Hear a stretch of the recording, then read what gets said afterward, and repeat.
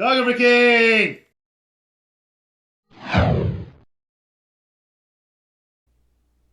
Howdy, Kyle here with a video counting down the top 6 routes you can take on a cross-country road trip. When most people road trip, they'll be sticking primarily to the interstates as you can cover a greater distance over a shorter period of time, and also because all of the major and medium-sized cities in the U.S. are located either on or near an interstate. Now, since the U.S. is an east-west oriented country, to cross the country you'll likely be on one of the major east-west routes. And 6 seems like a pretty arbitrary number to count down, but that's only because there are only 6 major routes you can use to cross the country. Those being Interstates 10, 20, 40, 70, 80, and 90. Of those 6, I-20 doesn't actually cross the entire country, only goes about 2/3 of the way before ending in southwest Texas, and I-70 only goes about 3/4 of the way before ending in southwest Utah. But for the purpose of this video, in order to cross the country using I-20, you would have to use portions of I-10 and or I-8 between the west coast and southwest Texas, and to cross the country using I-70, you would have to use portions of I-15 from southwest Utah down into Los Angeles. But that's just being technical, so let's get to the countdown. At number 6, and therefore the lamest route you can use to cross the country, is Interstate 20. Of the 6 major east-west routes, I-20 is the only one that kind of sucks. The other 5 are all much more interesting and give you a lot more cool things to see along the way. What makes for a nice route to use on a cross-country road trip is one that offers you a nice variety of things to see, like big cities, national parks, or maybe some other natural sites that aren't national parks. And I-20 doesn't give you much of any of that. And like I was saying before, in order to cross the country using I-20, you would have to use portions of I-10 and or I-8. And to give you an idea of how boring I-20 is, the most interesting parts of your entire trip are going to be those portions along I-10 and or I-8 that you have to use because I-20 doesn't cross the country. And that doesn't really bode well for the excitement level of I-20. And if I-20 is the closest interstate to where you live and you want a road trip, I recommend going a little bit out of the way to reach either I-40 or I-10, which are both much more interesting and will give you a lot more cool things to see. So say, for example, you live in Birmingham, you can take I-22 up to Memphis and use I-40 to cross the country, or take I-59 down to New Orleans and use I-10 to cross the country. It's only a little bit out of the way to reach either one of those two, and you'll get a lot more out of your road trip that way. So I-20, pretty boring, so let's get to the top 5, the ones that are actually worth using on a road trip. At number 5 is Interstate 90. I-90 is the longest interstate in the U.S. It connects Seattle and Boston, and it's the most northerly of all the major east-west routes. And because of that, it isn't a route you'll be using if you live in the southern half of the U.S., but if you live in the northern half of the U.S., it can be a really interesting way to cross the country. And unlike I-20, but just like the other ones in the top 5, it offers you a nice variety of things to see along the way, both urban and rural.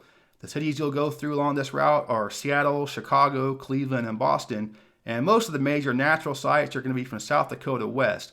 So this is the route you'll be on if you're interested in seeing the Badlands and Black Hills and Mount Rushmore in South Dakota, Devil's Tower in Wyoming. You'll be about an hour north of Yellowstone National Park when you drive across Montana. And there are 3 major national parks in western Washington that are all within pretty easy driving distance of I-90. Those being Mount Rainier, Olympic, and North Cascades. So a lot of cool natural sights to see along the way, some pretty cool scenery. And the cities are all pretty fun to visit. Seattle's a blast. Chicago's a lot of fun. You won't get shot in Chicago. I mean, you might get shot in Chicago. You probably won't, though. Cleveland's a lot more fun than you might think. And then again, it ends in Boston. There are a couple of variations on this route. One is to take I-94 from eastern Montana on into Chicago. It's to take you across North Dakota instead of South Dakota and through the Twin Cities of Minnesota. But I recommend staying on I-90. I think it's much more interesting. Even though the I-90 drive across southern Minnesota is one of the most boring drives in the country, you'll get a lot more out of this route because South Dakota is a very pretty state, and there's more to see on that route. So the other variation is to cut across southern Ontario from Detroit to Niagara Falls. Southern Ontario isn't exactly the most exciting part of Canada, but it can be a time saver if your trip begins or ends in New England. And Niagara Falls is pretty cool, and upstate New York, the Adirondacks, pretty nice view too. So a lot of cool stuff to see, but still I-90 is only number 5. At number 4 is Interstate 10. I-10 connects Los Angeles to Jacksonville, Florida, and is the southernmost of all the major east-west routes. And this is how I-90 isn't a route that you'll be using if you live in the southern half of the U.S. If you live in the northern half of the U.S., you're not going to be using I-10 to cross the country.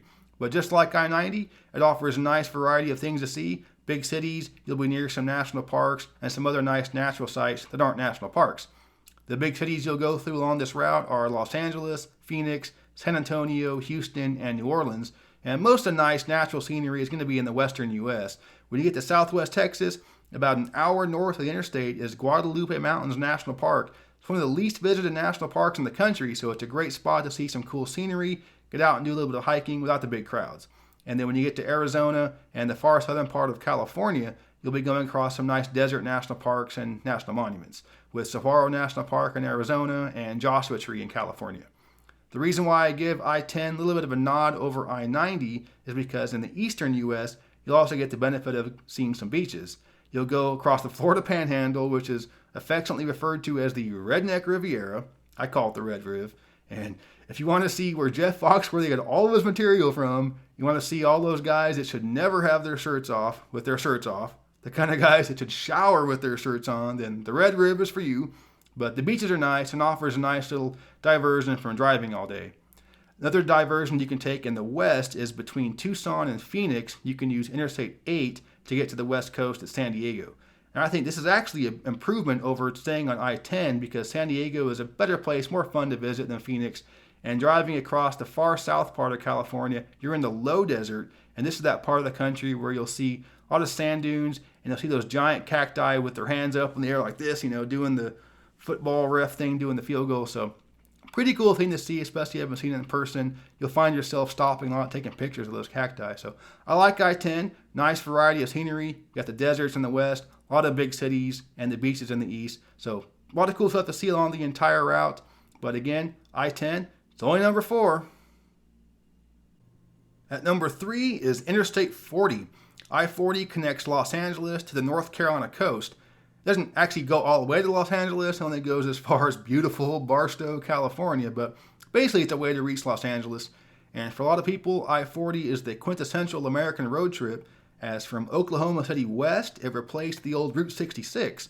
And a lot of folks think road trip, they think Route 66, and this would be that route. And just like all the other ones that are great routes, this one offers a good variety of big cities and natural scenery. You won't go through as many big cities along this route as you do along I-10, but you do go through Los Angeles, Memphis, and Nashville. All three are worth checking out. And again, natural scenery is much better on this route than either I-10 or I-90. In the west, the entire drive across New Mexico is very pretty. You go across Canyon Country in Arizona, you'll be very close to Grand Canyon and Petrified Forest National Parks there. And there are several other national monuments in both New Mexico and Arizona. But the reason why I like I-40 over I-10 is because you also get nice scenery in the east. You don't really think of the eastern U.S. when you think of nice, gorgeous scenery, but you do go through or near a couple of the prettiest spots back east. You'll go right over the Great Smoky Mountains, and you'll end up near the Outer Banks in North Carolina, both of which are worth checking out. And also, the areas in the middle of the country where you might not stop are much prettier. So driving across Arkansas is very nice. It's a very green state. And Oklahoma is much prettier than you might think. And that's really important when you're road tripping because you're not going to be able to stop everywhere. So it's nice to have some good scenery in the areas where you're not going to stop while you're driving through. And especially for Californians, I want to recommend I-40 over I-10 because the beaches of the Florida Panhandle will probably be disappointing to you because you'll be like, yeah, we get better ones back home. But the beaches along the North Carolina coast and the Outer Banks are much more interesting because they're a lot different than what you're used to. So really good route, a lot of cool things to see. One specific diversion I want to recommend is Santa Fe, New Mexico. It's about 45 minutes north of I-40 and a great diversion. It's one of my favorite cities in the country. It's very unique. You should definitely check it out. It's worth going off the interstate a little bit. And Albuquerque's pretty cool too. So great route, I-40, but it's not in the top 2. And at number 2 is Interstate 80. I-80 connects San Francisco and New York City. And that alone should tell you why I have it so highly regarded. I-80 is all about the cities. And if you do this route, you'll go through 3 of the top 5, 4 of the top 7, and 8 of the top 30 metro areas in the country. That's a lot of cities. And this is a great route to see a bunch of them. But that does include one little caveat. From Cleveland to the East Coast, I recommend using Interstate 76 to cross Pennsylvania instead of I-80. It's almost like when they built I-80 across Pennsylvania, they were like, how can we build this road so it goes through absolutely nothing? And if you were to drive I-80 across Pennsylvania, you'd swear it's like the least populated state in the country, which of course it's not. It's one of the most populated states in the country, but you wouldn't know that by driving across on I-80. So especially if you're from the West, take I-76 across Pennsylvania, and you'll get a lot more out of it by going through both Pittsburgh and Philadelphia. If you're from back east and you've been to both or one or the other, take I-80 across state. It'll be a lot faster because you won't have to deal with the traffic. So again, a lot of cities: San Francisco, Salt Lake City, Chicago, Cleveland, and again, possibly Pittsburgh and Philly, and then of course, New York City. And in the middle is Omaha, Nebraska. Don't sleep on that. I like Omaha a lot. No matter what you think about the ethics of zoos, the Omaha Zoo is really cool, and I love visiting there. So a lot of cool city stuff to see, but that's not to say there's not good natural scenery too. There is. You'll be driving across Wyoming, which is nice. Rocky Mountain National Park is about an hour south of the interstate, but that's the only national park you'll be really anywhere near. Utah is a very pretty drive going over the mountains. The Great Salt Desert is pretty weird. Very surreal landscape, just a giant swath of just bright whiteness. It's pretty cool. Nevada is a huge state. It'll take you forever to drive across it. Lake Tahoe is very nice. And then the road ends, I-80 ends as the San Francisco-Oakland Bay Bridge. So a lot of cool city stuff to see along this route. If you're a city slicker, this is the route to take. Put your city duds on, get funky, party, I-80, great. But still, it's not the best route to take if you're doing a road trip. All right, I would say drum roll please, but when you're only counting down 6 routes and you've done the other 5, it's not really much of a surprise what number 1 is. But number 1 is Interstate 70. In my opinion, I-70 is the best route you can take on a cross-country road trip, as it offers you the greatest variety of both urban and rural landscapes, including what I believe is the most spectacular scenery in the entire U.S. But like I was saying in the very beginning of this video, you can't cross the entire country on I-70. It only goes as far as southwest Utah, and to reach the west coast from there, you'd have to take I-15. But why I like this route so much is not just the fantastic scenery of the west, but you also go through a bunch of cities back east. And you'll go through Denver, which is a lot of fun. And east of there, you'll go through Kansas City, St. Louis, and on into Indianapolis. From there, you'll have an option to go through either Columbus or Cincinnati, Ohio. You can take I-76 across Pennsylvania, going through both Pittsburgh and Philadelphia. You'll end up on the East Coast near Washington and Baltimore. And every American should see the National Mall in D.C. It's a great sight. If you don't want to see the National Mall in D.C., it's because you're probably a communist and you should not be doing a road trip across the U.S. You should be road tripping across, Belarus or Moldova or something. But a lot of cool cities to see back east. Again, you got Denver in the middle. But where it gets great is Denver West. About an hour north of Denver is Rocky Mountain National Park. Driving across Colorado is a great drive, just wonderful scenery the entire way. You'll go over a pass that's just under 12,000 feet, the highest point on any U.S. interstate. Then you'll enter Utah. And this is where it gets really good. This is why I love this route so much. Get off the interstate near Moab, Utah, and take U.S. highways and Utah state highways through southeastern Utah. You'll go through 5 national parks: Arches, Canyonlands, Capitol Reef, Bryce Canyon, and Zion. You'll be near some national monuments and a bunch of state parks, all of which are worth visiting, and all of which are worth a short visit.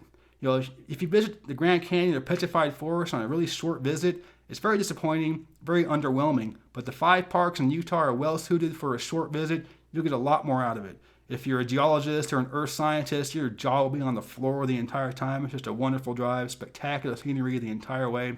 I think it's the most beautiful stuff you can see in the entire U.S. And to top it all off, what better way to finish off visiting 5 national parks, all that hiking, camping, all that wonderful scenery? What better way to finish all that off than visiting fabulous Las Vegas, Nevada, which is about 2 hours past Zion. Vegas is great. It's a lot of fun. I've been there at least 10 times. And you don't have to gamble to have a good time in Vegas. Of all the times I've been there, I probably spent a grand total of $200 gambling. And that's including one time where I went crazy and spent like $100 gambling. So don't have to gamble to have a good time there. It's a lot of fun. Just walking up and down the strip, driving up and down the strip, seeing all the lights, hearing all the sounds is great. Just taking in the sheer ridiculousness of it all, because it is completely ridiculous. So Vegas, a lot of fun. I-70, great route all the way through. There's just so many good things to say about this route. Another thing about it that's great is that it's right in the middle of the country and therefore is not really very far out of the way to get to no matter where you're from. So no matter what route you're taking on a road trip, you can use either I-70 as your out or back. So it's great. You can take I-80 or I-40 or I-10, whatever one you're taking, but use I-70 as the other one, and it's not that far out of the way for anybody. Great route. I love I just love I-70. If you're only do one road trip, make sure it's this one. You'll see the most variety of scenery, cities. It's great. I love it. I-70, number one. And there you have it. The top 6 routes you can use on a cross-country road trip. Of course, these are just my opinions, except for I-20 being the worst. That's a fact. That's not just my opinion. Something else isn't my opinion is that the best way to see the U.S. is from the road. It's a huge country, it's a beautiful country, and there's just so much to see. I've been on more than 20 cross-country road trips. I've done all of the routes described in this video multiple times, and I still have a whole bunch more to see. There's just so much out there. One thing I do recommend if you are going to road trip, to take a different route back than the one you take out. So no matter which route suits you the best, take a different one back and you'll see even more stuff. You'll learn a whole bunch about the U.S. and you'll learn to love the country a lot more than you probably already do. If road tripping is something you've thought about but just haven't done it, do it. Pack up your car, get on the road, and see the country. If you like this video, please give me a thumbs up to let me know you liked it. And if you're interested in road tripping or U.S. travel or just some nerdy geography stuff, subscribe to my channel where I'll be posting more videos going into greater detail about travel in the U.S. and some geography stuff too. So yeah, again, thanks for watching. Geography King signing out and about to go take my dog for a walk.